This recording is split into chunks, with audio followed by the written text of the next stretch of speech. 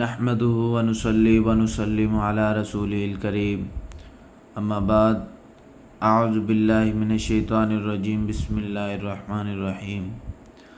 آج کا ہمارا قصہ حضرت عمر رضی اللہ تعالیٰ عنہ کا قصہ ہے۔ حضرت عمر رضی اللہ تعالیٰ عنہ جن کے پاک نام پر آج مسلمانوں کو فخر ہے اور جن کے جوش ایمانی سے آج 1300 برس بعد تک کافروں کے دلوں میں خوف ہے، اسلام لانے سے قبل مسلمانوں کے مقابلہ اور تکلیف پہنچانے میں بھی ممتاز تھے، نبی اکرم صلی اللہ علیہ وسلم کے قتل کے در پہ رہتے تھے۔ ایک روز کفار نے مشورہ کی کمیٹی قائم کی کہ کوئی ہے جو محمد صلی اللہ علیہ وسلم کو قتل کر دے۔ عمر نے کہا میں کروں گا۔ لوگوں نے کہا کہ بے شک تم ہی کر سکتے ہو۔ عمر تلوار لٹکائے ہوئے اٹھے اور چل دیے۔ اسی فکر میں جا رہے تھے کہ ایک صحابہ قبیلہ زہرہ کے جن کا نام حضرت سعد بن ابی وقاص رضی اللہ تعالیٰ عنہ ہے اور بعضوں نے اور صاحب لکھے ہیں ملے، انہوں نے پوچھا کہ عمر کہاں جا رہے ہو؟ کہنے لگے کہ محمد صلی اللہ علیہ وسلم کے قتل کے فکر میں ہوں، نعوذ باللہ۔ سعد نے کہا کہ بنو ہاشم اور بنو زہرہ اور بنو عبد مناف سے کہیں مطمئن ہو گئے، وہ تم کو بدلہ میں قتل کر دیں گے۔ اس جواب پر بگڑ گئے اور کہنے لگے کہ معلوم ہوتا ہے تو بھی بے دین یعنی مسلمان ہو گیا، لا پہلے تجھ ہی کو نپٹا دوں۔ یہ کہہ کر تلوار سونت لی اور حضرت سعد رضی اللہ تعالیٰ عنہ نے بھی یہ کہا کہ ہاں میں مسلمان ہو گیا ہوں۔ تلوار سنبھالی، دونوں طرف سے تلوار چلنے کو تھی کہ حضرت سعد رضی اللہ تعالیٰ عنہ نے کہا پہلے اپنے گھر کی تو خبر لے، تیری بہن اور بہنوئی دونوں مسلمان ہو چکے ہیں۔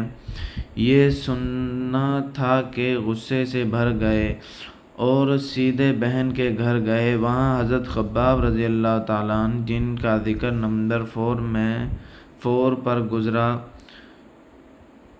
کواڑ بند کیے ہوئے ان دونوں میاں بیوی کو قرآن شریف پڑھا رہے تھے۔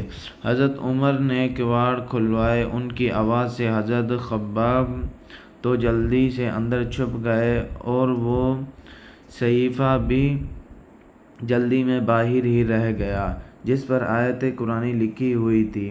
ہمشیرہ نے کواڑ کھولے، حضرت عمر کے ہاتھ میں کوئی چیز تھی جس کو بہن کے سر پر مارا، جس سے سر سے خون بہنے لگا اور کہا کہ اپنی جان کی دشمن تو بھی بے دین ہو گئی۔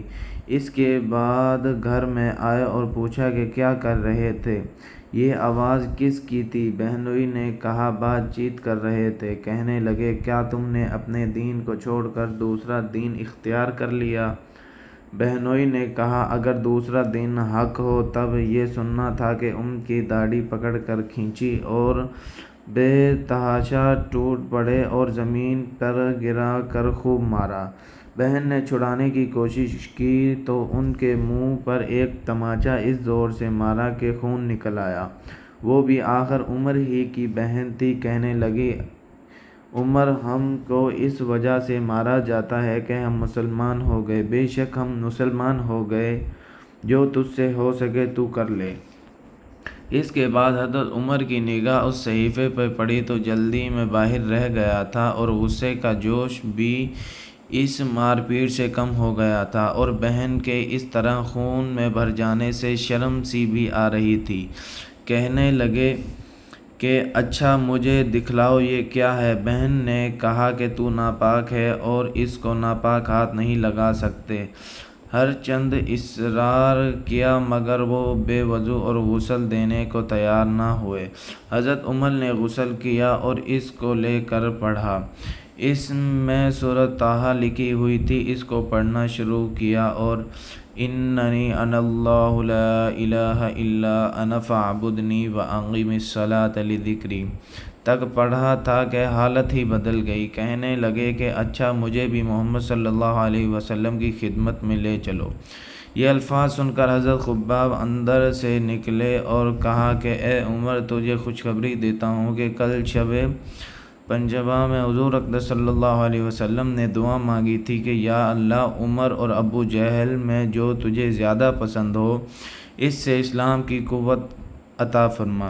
یہ دونوں قوت میں مشہور تھے۔ معلوم ہوتا ہے کہ حضور صلی اللہ علیہ وسلم کی دعا تمہارے حق میں قبول ہو گئی۔ اس کے بعد حضور صلی اللہ علیہ وسلم کی خدمت میں حاضر ہوئے اور جمعہ کو صبح کو مسلمان ہوئے۔